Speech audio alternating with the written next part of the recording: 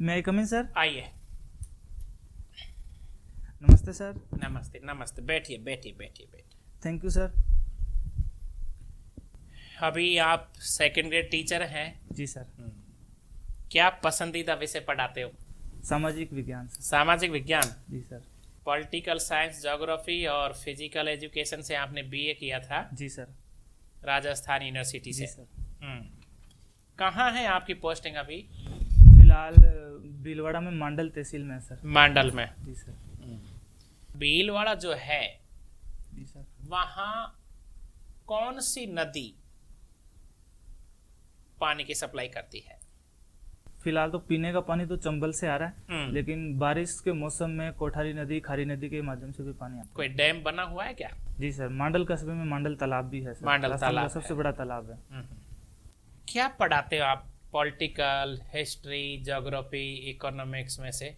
सारे subject combined आते हैं सर। 10वीं क्लास तक पढ़ाता हूँ। 10वीं क्लास जी तक सर। पढ़ाते हो। फिर भी तो आपके हिस्से में आया होगा ना कुछ? टाइम टेबल सेट होता है तो भाई कि आप हिस्ट्री पढ़ाओगे या पॉलिटिकल पढ़ाओगे? सर कक्षा 6 से 10 तक मैं पढ़ाता हूँ। उसमें सामाजिक विज्ञान के रूप में सब्जेक्ट चलता है। अच्छा। उसमें सारे विषय इंक्लूड होकर के आते हैं। आप आपकी पसंदीदा विषय बताइए जिसमें से आपसे सवाल किए जाए। राजनीतिक विज्ञान, राजनीति राज्य विज्ञान। व्यवस्था। आप प्लेटो, अरस्तु और सुकरात तीनों में से किसे अपने नजदीक पाते हो? अरस्तु को सर। अरस्तु को। अरस्तु की प्रसिद्ध किताब कौन कौन सी है? फिलहाल मैं एक याद कर पा रहा हूँ, निकोमेकियन एथिक्स। अच्छा, और कोई और याद करो। रिपब्लिक किसका है? रिपब्लिक सर प्लेटो का है। प्लेटो का ही शिष्य अरस्तु है, जी सर। लेकिन दोनों में किसी विषय को लेकर मतभेद है। किस विषय को लेकर मतभेद है? अरस्तु तार्किकतावादी विचारक हाँ है। हाँ, बिल्कुल बिल्कुल।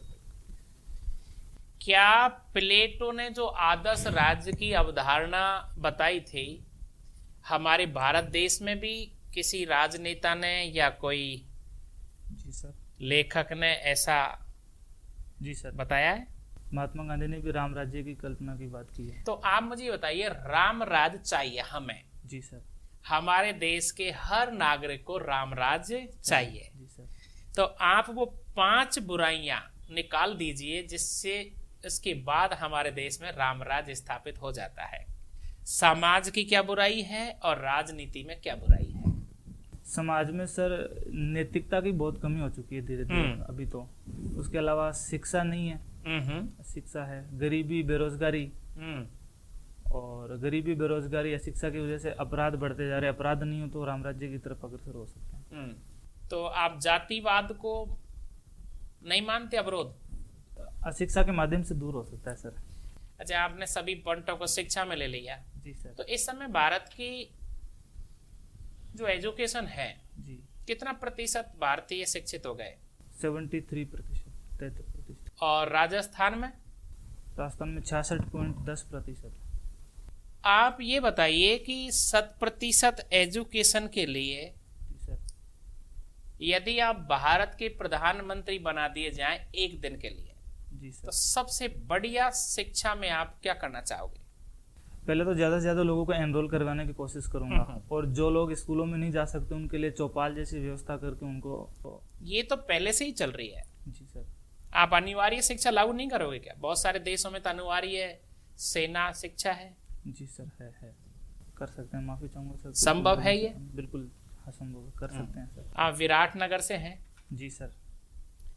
विराट का उल्लेख सबसे पहले कहाँ देखने को मिलता है? पुरानी कथा महाभारत में। महाभारत में विराट का। क्या इसको आप मानते हैं कि पांडवों ने जो अज्ञातवास देखा था 1 साल का, जी सर। क्या वो सही है कि वो विराट राजा के यहाँ रहे थे? सर प्रतीत होता है, जैसे हमने कहानियां सुनी है बचपन से मम्मी पापा के माध्यम से भी। और वहाँ जाकर कहानी देखा तो भी है। अलग हो गई, लेकिन आप तो वहीं के हो। जी सर। कुछ तो ऐतिहासिक प्रमाण भी होंगे। जी है ना सर, प्रमाण है। तो हमारी कोई भी प्राचीन सामग्री, इतिहास को जानने के लिए हम स्रोतों पे जाते हैं। जी सर। जी सर। साहित्यिक स्रोत होते हैं या ऐतिहासिक स्रोत होते हैं? तो आपके सामने तो ऐतिहासिक स्रोत हैं। सर। कौन कौन से स्रोत हैं जिनसे आपको लगता है कि यहाँ विराट में ऐसा हुआ था? एक तो भीम जी की डोंगरी है, वहाँ भीम जी के बारे में ऐसा कहा जाता है कि इन्होंने गट्टे खेले थे, जो गट्टे का गेम होता है। तो 4 बड़े बड़े विशाल शिलाओं के रूप में 4 गट्टे हैं। अच्छा। और एक भीम तालाब है, भीम ताल। तो उसके लिए कहते हैं कि द्रौपदी को जब प्यास लगी तो भीम जी ने गदा मार के यहाँ तालाब बना दिया था। भीम ने पानी की प्यास बुझाई थी या फिर अर्जुन ने बाण चलाकर बाण गंगा का जन्म किया था?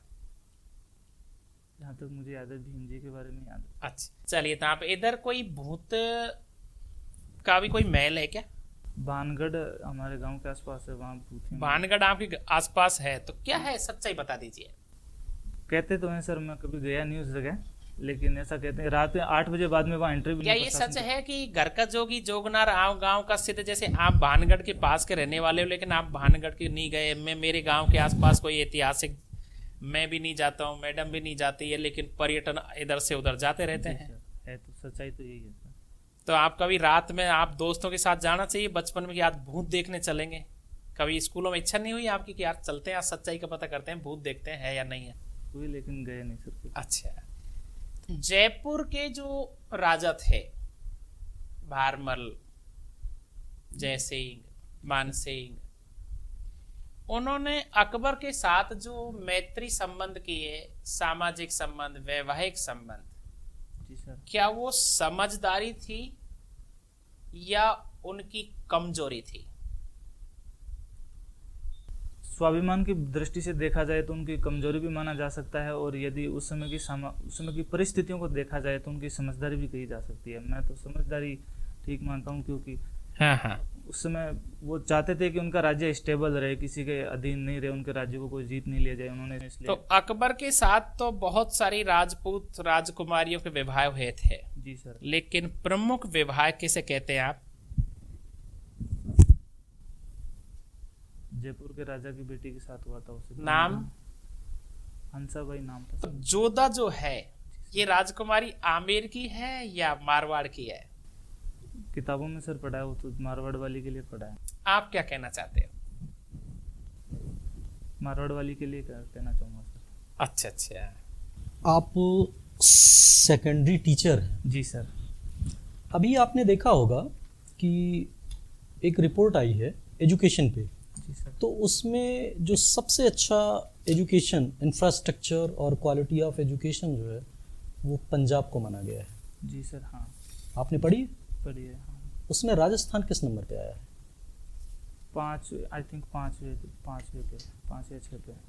क्या रीजन है कि दिल्ली जैसा स्टेट जो डेवलप्ड स्टेट है और हमारे देश की राजधानी है, वो भी उतनी अच्छी एजुकेशन या वो फर्स्ट रैंक पे नहीं आ पाया, जबकि पंजाब जो है वो फर्स्ट रैंक पे आया है? दिल्ली में इंफ्रास्ट्रक्चर इतना ज़्यादा नहीं सुधरा। कुछ स्कूलों का तो रेडिकली बहुत ज़्यादा चेंज कर दिया गया, लेकिन कुछ स्कूलों में इतना ज़्यादा नहीं चेंज हुआ। कुछ स्कूल अभी भी पुराने स्तर पे चल रही हैं। कंपैरेटिवली जो पंजाब है एक ग्रामीण स्टेट मतलब स्टेट है, ठीक जी है, सर। बट इंफ्रा मतलब जो क्वालिटी एजुकेशन है वो तो दिल्ली में ज़्यादा अच्छी होनी चाहिए, जी सर। ठीक। लेकिन पंजाब का जो फर्स्ट रैंक आई है, तो आपको नहीं लगता कि ये दूसरे स्टेटों के लिए एक सोचने वाली बात है? जी सर। अच्छा, बीमारू स्टेट का नाम सुना है आपने? जी सर। क्या है बीमारू स्टेट? बीमारू स्टेट एक अवधारणा दी गई थी अमर्त्य सेन के द्वारा। उसमें कहा गया था कि बिहार, मध्य प्रदेश, राजस्थान, उत्तर प्रदेश, इन राज्यों को जोड़ करके बीमारू राज्यों की।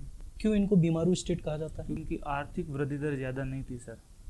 केवल आर्थिक वृद्धि दर ज़्यादा नहीं? इनकी आर्थिक वृद्धि दर, सामाजिक जनंक के आंकड़े थे, वो पिछड़े हुए प्रतीत होते थे सर, इसलिए। अच्छा, जब आपने अमर्त्य सेन का नाम लिया है तो अमर्त्य सेन बेसिकली किस फील्ड में, इकोनॉमिक्स में काम किए हैं, लेकिन इकोनॉमिक्स में किस टॉपिक पे उनको जो नोबेल प्राइज दिया गया, किस टॉपिक पे दिया गया था?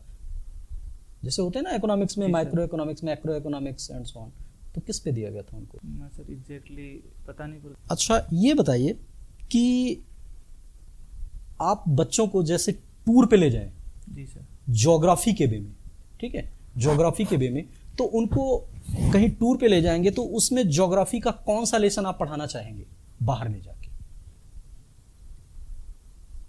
जहाँ लेकर जा रहे हैं उसकी सांस्कृतिक। हाँ, तो आप ज्योग्राफी का अगर मान लीजिए जो आपका सिलेबस है, जी। ठीक है, 10th का, तो उसमें अगर कोई चैप्टर ऐसा है आपका कि उसको बाहर ले जाके आप बताएं और बच्चों को समझाएं, कोई चैप्टर है ऐसा आपके सर, ध्यान में? काफी। साहब आपसे ये पूछना चाह रहे हैं कि आप टूर चले गए आप कब? जी सर।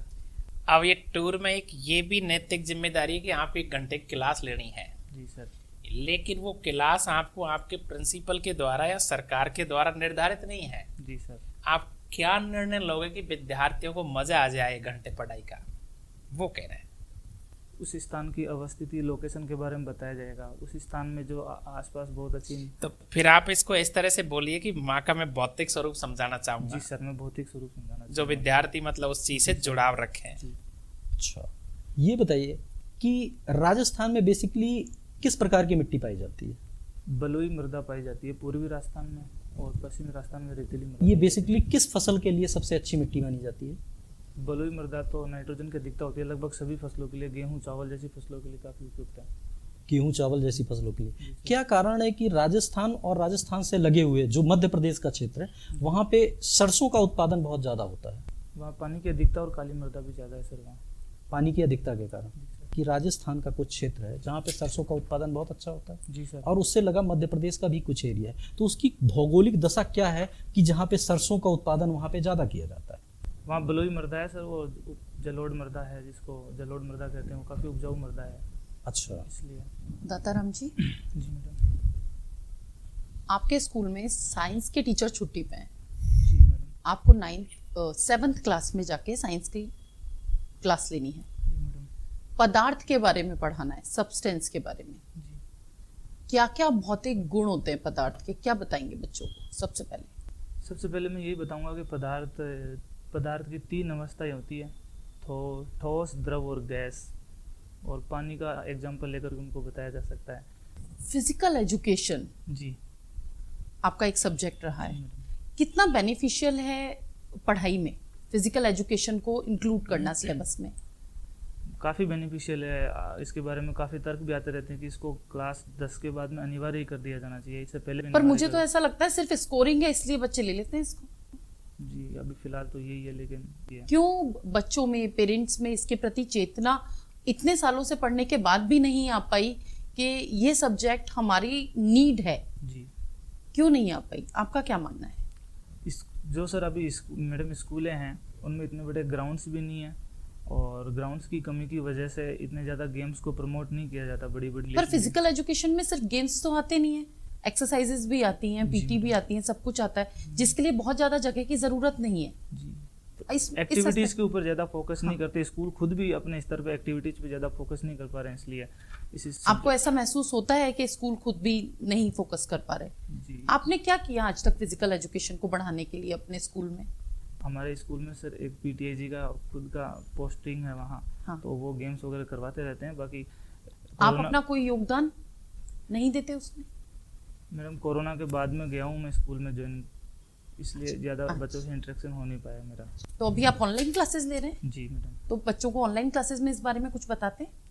जी, फिजिकल एजुकेशन के बारे में तो नहीं बताया मैडम। चलिए ठीक है, मुझे एक बात बताइए, कभी आपकी लाइफ का कोई ऐसा इवेंट जब आपने किसी को कोई एक बैड न्यूज़ डिलीवर की हो, उस टाइम आपके मन में क्या फीलिंग्स थी, किस प्रकार आपने उस स्थिति को संभाला? काफ़ी संवेदनशील स्थिति होती है उसको। एक बार जब मैं पुलिस कांस्टेबल के पद पर महेश नगर थाने में जयपुर में पदस्थापित था, तो एक परिवार में कोरोना से मृत्यु हो गई थी उनकी, तो उसकी डेड बॉडी हैंड ओवर करने के लिए एम्बुलेंस के साथ मुझे भेजा गया था। तो एम्बुलेंस कर्मी उतर के नहीं, उन्होंने पहले कहा था कि आप इनको इन्फॉर्म कीजिए, तो एक बूढ़ी माता जी थी, उनको इन्फॉर्म करना पड़ा। काफ़ी संवेदनशील मुद्दा हो गया था, वो रोने भी लग गई थी, उनको बहुत धीरे धीरे समझाया। आपने वो स्थिति संभाल ली थी? जी मैडम। इसका मतलब आपके सामने यदि कोई भी चुनौती आती है तो आप उसे प्रशासन में आने के बाद अच्छे से अपने पेशेंस के साथ संभाल लेंगे? जी मैडम। Thank you. दातारामगढ़ नाम सुना है आपने? जी सर। कहाँ है?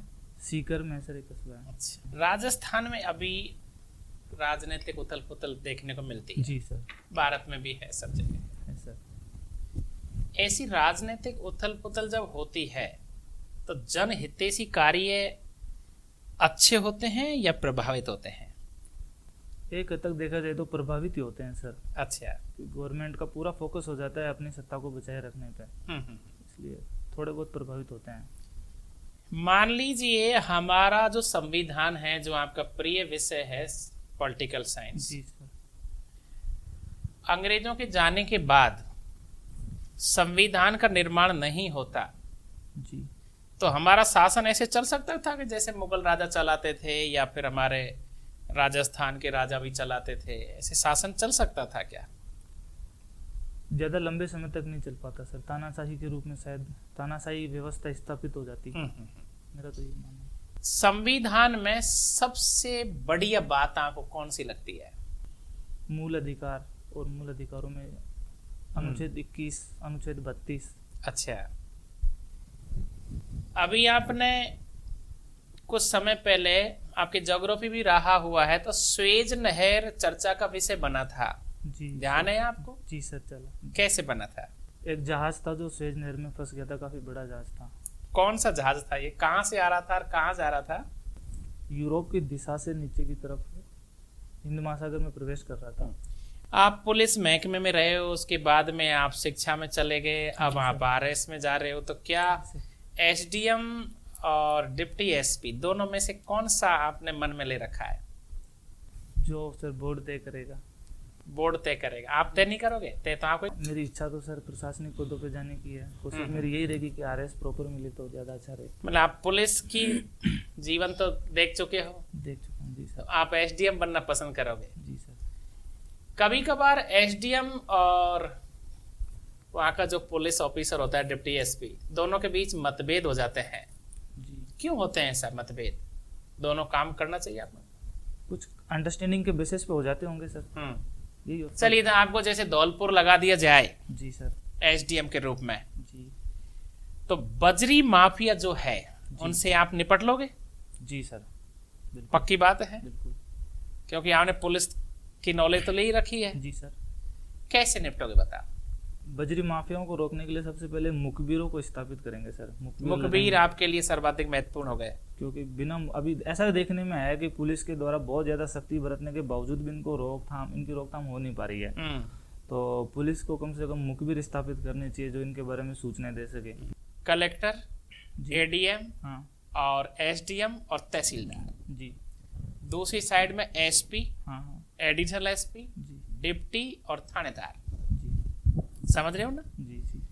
अब यदि ये सभी दोनों वर्ग, पुलिस और प्रशासन दोनों वर्ग मिल जाए जी। तो माफियाओं पर लगाम लगाई जा सकती है। दोनों में से कभी कभार ऐसा माना जाता है कि पुलिस महकमा जो है वो कहीं न कहीं माफियाओं से गठजोड़ कर लेता है क्या? सर, पुलिस महकमे के लिए नाम लेना ठीक नहीं है। कोई व्यक्तिगत रूप से कोई अधिकारी, कोई व्यक्तिगत। कर्मचारी बिल्कुल मिला हुआ हो सकता है। और बजरी चलिए, मेरा सवाल बहुत महत्वपूर्ण, यदि पुलिस महकमा एसपी से लेकर नीचे कांस्टेबल तक ये तय कर ले कि नहीं, हमें एक भी बजरी की ट्रॉली नहीं निकलने देनी है, तो सफलता मिल सकती है ना? बिल्कुल सर, मिल सकती है। इसका मतलब शासन की ही लचीलेपन से गलतियां हो रही है। ये भी संभव है, लेकिन इसका मुख्य कारण तो सर मुझे यही समझ में आता है कि बजरी माफियाओं के खुद के मुखबिर जो पुलिस की गश्ती के दौरान उनको खबर दे देते हैं कि पुलिस फिलहाल गश्त। दातराम, आपकी हॉबी टेक्नोलॉजी की जानकारी जुटाना है, तो क्या जुटाते हो आप?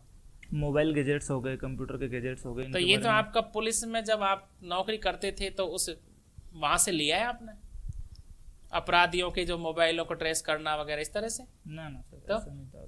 बचपन से पहले से काफी रुचि थी सर मोबाइल। अच्छा, अभी लास्ट में आपने क्या जुटाया है? टेक्नोलॉजी में क्या जानकारी जुटाई है?